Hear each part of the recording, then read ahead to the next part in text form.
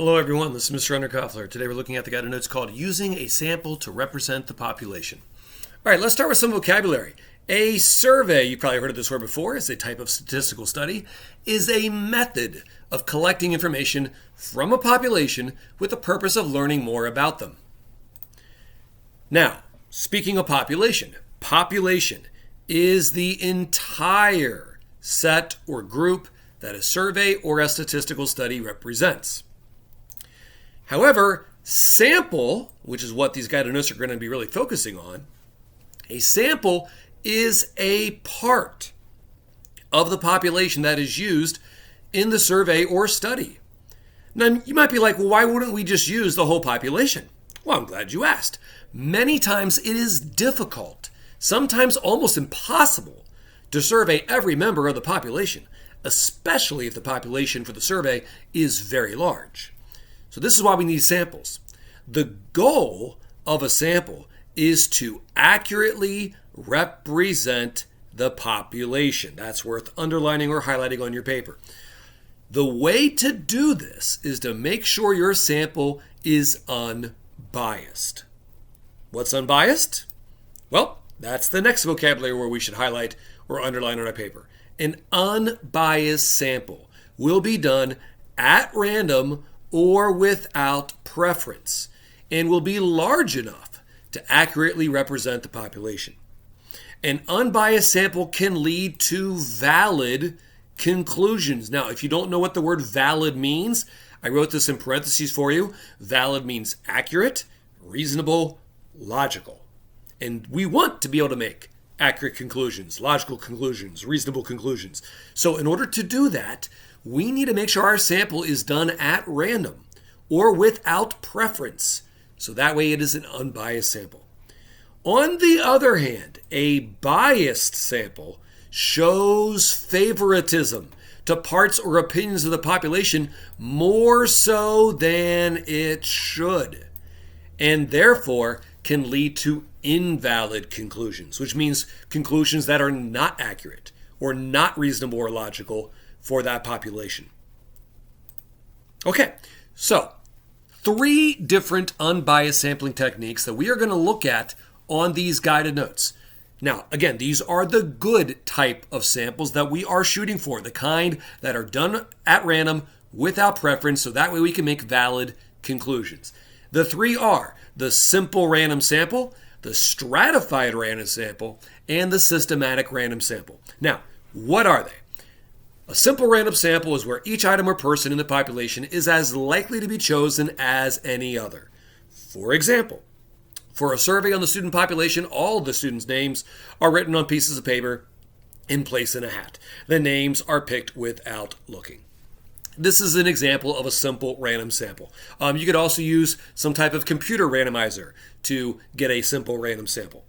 A stratified random sample is where the population, and this is worth underlining or highlighting, is divided into groups with similar traits that do not overlap.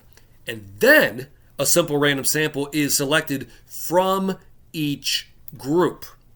And you can see I kind of made a little visual here for you to understand this, to make it easier to understand. Example, students at a school are divided into 6th grade, 7th grade, and 8th grade. A random sample of 25 students from each grade is chosen. So that's a stratified random sample. And then finally, a systematic random sample. This is where the items or people are selected according to a specific time or item interval. So what does that mean? Something like every 7th person is chosen from an alphabetical list of all students attending a school. So you can see here we have a list of all the kids, and every 7th person, the 7th, the 14th, the 21st, the 28th, the 35th, and so on, is chosen. That's the systematic way of getting that random sample. Done by a specific interval, every 7th person. Now, it could be a specific time interval. It could be like every 20 minutes. You select a person that has walked through the door or something like that. So it doesn't have to be an item interval. It could be a time interval. All right, on the next side of your guided notes, on the next page, bias samples. Now, these are the kind that are not good. These are not going to lead to conclusions that would be valid. These would lead to invalid conclusions. And there's two that we're going to highlight here on your guided notes: the convenience sample and the voluntary response sample. So what's the difference? A convenience sample is when only a certain specific part from the population is used, mainly because it was convenient to use. For example, for a survey on opinions of the student population, only kids from one homeroom are surveyed.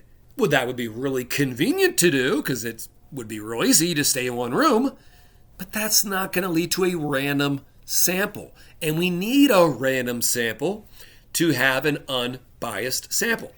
And this is not going to do it. So that's a convenience sample. The voluntary response sample is where only those who want to participate or can participate are used for the sample. For example, a school sends an email to parents giving a link to an optional survey on the school's bus system. Well, only the parents who want to do it are going to do it, and that's not going to lead to a random sample. And therefore, this could actually lead to very biased opinions that are showing favoritism towards certain opinions more so than it should for the general population. All right, I'm kind of getting a little ahead of myself there as I get a little bit of an explanation more so than what was typed up, because the next section on your guided notes I think is really helpful. This is going to compare a biased sampling technique to an unbiased sampling technique. And we're going to look at some simple surveys that, schools might actually do. First one, the survey's purpose is to determine the preferences for a school dance. Okay, here's the biased way of doing it, which is not going to be any good. A person surveys only their friends in the school. Now, am I trying to say that their friends are bad? No. Am I trying to say that their friends' opinions are no good? No, I'm not. But here's the deal. That would be a convenience sample. Go ahead and write that down. We just talked about this higher up on the page. And why is that biased, or how is that biased? Here's why. Your friends' opinions might not be the same as opinions of all parts of the student population. Now, that doesn't mean your friends' opinions are bad. But if we are trying to get the overall opinions randomly across the student population, then we can't just be asking your friends. We need to be asking a much more random set for our sample to get an unbiased sample. Speaking of unbiased sample, a better way of doing this in an unbiased fashion: during the morning, a person surveys every 12th person who enters the school building. That's going to give you a random sample. Now, do you know why? Do you know what sampling technique this is? This is a systematic random sample, because every 12th person who enters the school building is going to be selected. All right, let's switch gears. Let's say we had a survey to get opinions on school lunch. Here's a biased way of doing it, which is not going to be good. A survey link is posted on an announcement screen during lunch asking for people to participate. Well, I think you could probably guess which biased sampling technique this is. This is the voluntary response sample. Go ahead and fill in those blanks. Now, how is that biased? Here's why. Follow along with me. People who voluntarily participate in an optional survey often include those who feel motivated to do so. Well, the people who feel motivated to participate might include those with positive opinions, but here's the reality. More often, it ends up being those with very negative opinions, which some people would say is the same issue with some of social media out there nowadays, with people making comments on different things. The people who are very motivated to do those things are people who are upset about stuff. Now, that's not going to be every single person. You'll find some people with positive opinions, but normally the people who are motivated to do an optional survey would be those who are very, very upset or have very negative opinions. Now, does that mean the people who are upset that their voice shouldn't be heard? Oh, no. Their voice should be heard.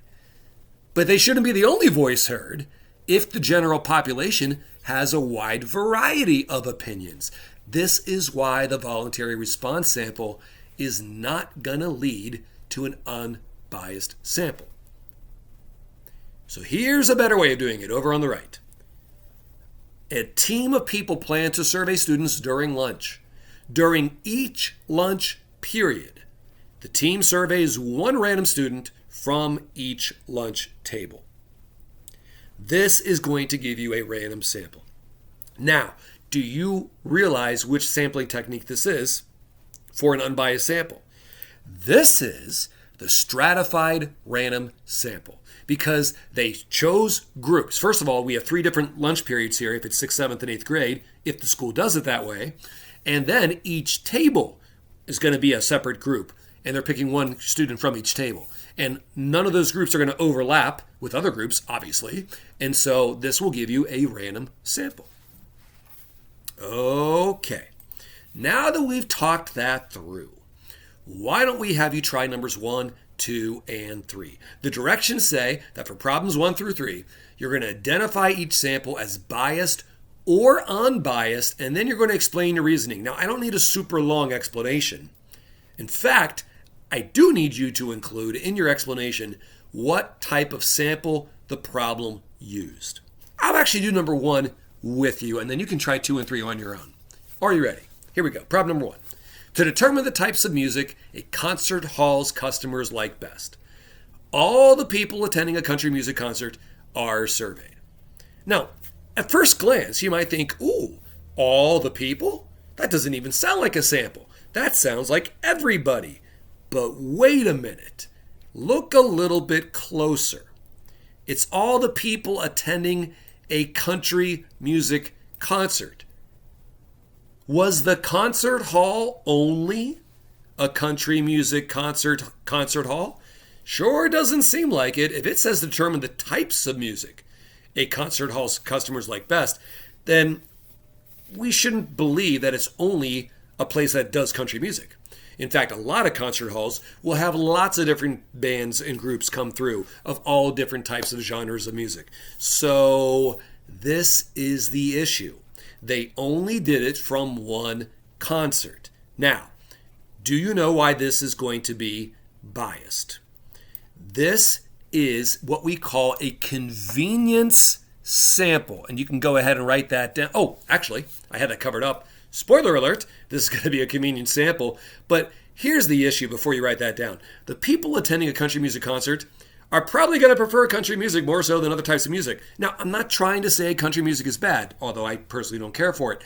But my point is, if the concert hall has lots of different artists coming through, and they're trying to get a feel for the types of music that their concert hall customers like best, then they shouldn't just be asking at one concert.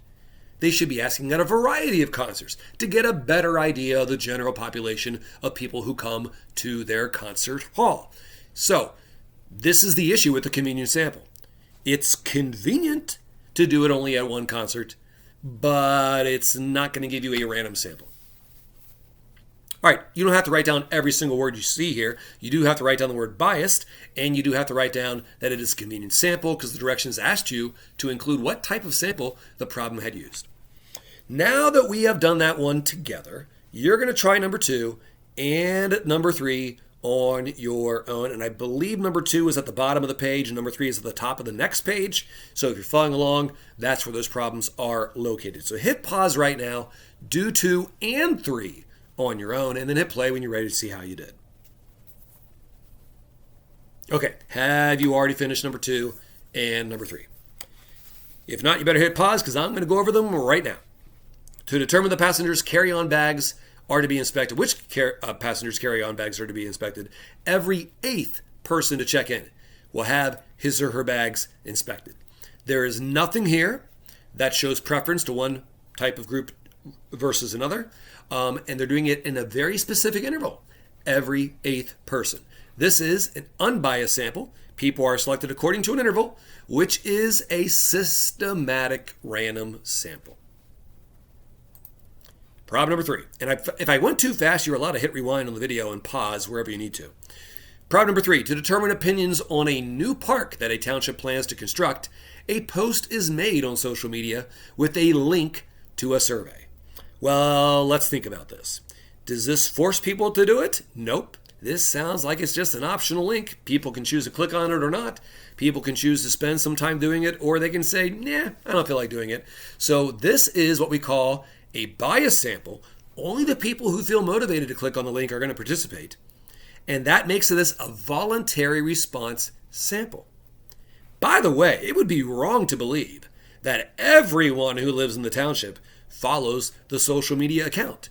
Even if they're people who normally like to go to the internet or social media, it doesn't mean that they're guaranteed to be following the social media account of their township. In fact, I know I don't. So that's another kind of side issue here with this way of doing the sample. All right, problems 4 and 5. 6 and 7 are also multiple choice, just like 4 and 5, and you can do them on your own as well, like I'm going to have you do 4 and 5. But one thing I want to point out about 6 and 7 before you get started here is 6 and 7 are asking for valid or not valid, and then they're giving reasons.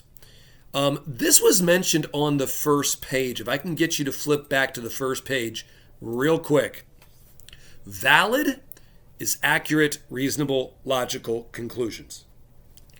That can only come if the sample was unbiased, done at random, or without preference. If the sample was not done at random or without preference, then it's biased, and that's going to lead to invalid conclusions. So when you do 6 and 7, if the sampling technique was biased, automatically you should say invalid conclusions. If it's unbiased, please do not say right away that it's valid conclusions. You need to make sure the math also makes sense. So to be valid, 2 things have to be true. It has to be an unbiased sample, and the math has to make sense. Okay, now that I've reviewed with that with you, now you can do 4, 5. Actually, you could have done 4 and 5 earlier, but 4, 5, 6, and 7 on your own. So hit pause, do those problems on your own, and then hit play once you're ready to see how you did. All right, have you already done numbers 4, 5, 6, and 7? If not, you better do them now because I'm about to go over them right now.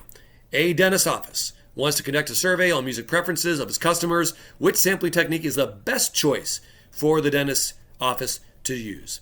All right, selecting the first 10 customers. Now, make sure you are reading this carefully. It did not say every 10th customer.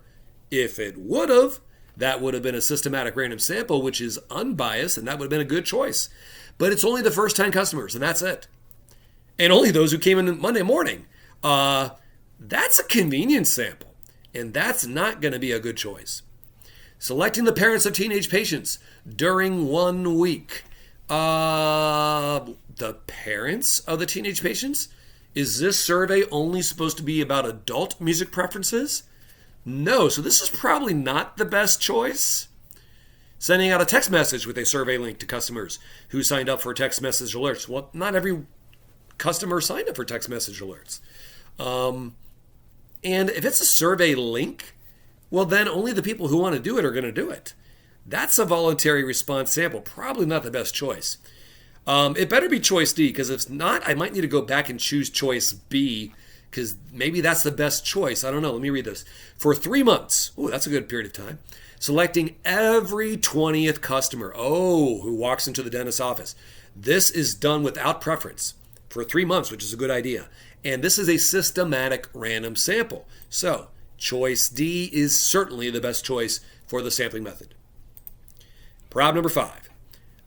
Which statement best describes a random sample of all students at a high school? Every 10th student, that sounds good. But every 4th student, that sounds good. Are these all good? I should read the rest. Every 10th student who packs lunch? Wait a minute. Only half the students or probably less pack lunch. This sounds like it's not random enough. So probably not A. Every 4th student who plays field hockey. Wait a minute. Only a small part of the population plays field hockey. If this is supposed to represent all of the students at the high school, then we can't just pick the people who pack lunch. We can't just pick the people who play field hockey. Nothing wrong with the people who play field hockey. Nothing wrong with the people who pack lunch, but they're not going to have necessarily the opinions that represents the general full population of the high school. So probably not the best choice for a random sample. Every 8th student who enters a school. Well, students enter the school. This is not favoritism. Every student has to enter the school, unless they're sick that day. So this is probably going to be the right one. Let me read choice D, though. Every student. Now, that sounds good. Oh, wait. In AP Calculus? Well, nothing wrong with the kids in AP Calculus. I used to be in AP Calculus myself, but that's only a small percentage, a very small percentage of the students who attended the high school. And we're trying to get a random sample of all the students at the high school. So this is not going to be the way to do it. All right, problem number 6. To determine if members of a gym are satisfied with the equipment the gym has to offer, the manager surveys 10 teenage boys who work out at the gym after school hours. Based on the responses of the survey, the manager decides to make some changes. Is this a valid conclusion, and why? Okay, they didn't really give us any math here. I know I said you have to make sure the math checks out. Well, they didn't really tell you what the manager's decisions were. So we're just going to have to go by the sampling technique. Was the sampling technique done as a random sample, or was it the opposite of random? This is the opposite of random. He's only asking 10 teenage boys. Now, I'm not saying that the teenage boys who go to the gym, that their opinions shouldn't matter. Their opinions should matter. But what about the teenage girls? What about the adult males and the adult females? What about the young adults? You can't just be asking a very small group of people that have probably similar opinions to each other, but not necessarily sharing the opinions of the girls and the adults. That's not going to be a good way to make a conclusion for your entire gym members. So this is what we call a convenience sample. It's a really poor convenience sample if there's lots of variety of the members of the gym other than just teenage boys. So right away, it's got to be A or B. So I'm going to cross out C and D. So what's the reason why it wasn't valid? The manager should have only asked teenage girls? No. I mean, he should have asked them as well, but not just only them. So that's not the right reason.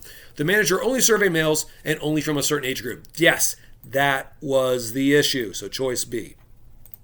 And finally, number 7. To determine if the quality of wooden chairs is up to the company standards, every 25th chair is evaluated based on a list of quality checks. So yes, this sounds, I'm sorry, I'm cutting myself off, but this is a systematic random sample, which is a good sampling technique.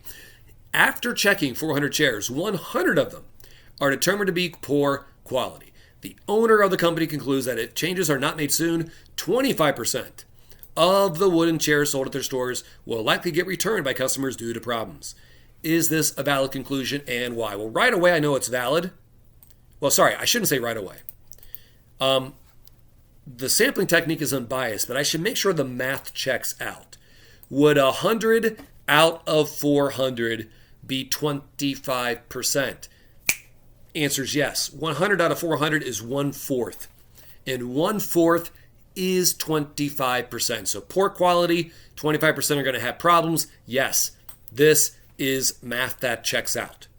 So this is definitely a valid conclusion. What's the correct reason? 25% is a reasonable conclusion because they checked every 25th chair? No, they have nothing to do with each other. The percentage and the fact that the systematic random sample was also an interval of 25, that's not why. Choice D, 25% is a reasonable conclusion based on the ratio. What was the ratio? 100 out of 400. Yes, that is the reason it's 25%. So yeah, this is the one that makes sense. And that concludes our guided notes on using a sample to represent the population. Thank you for watching. We'll see you next time.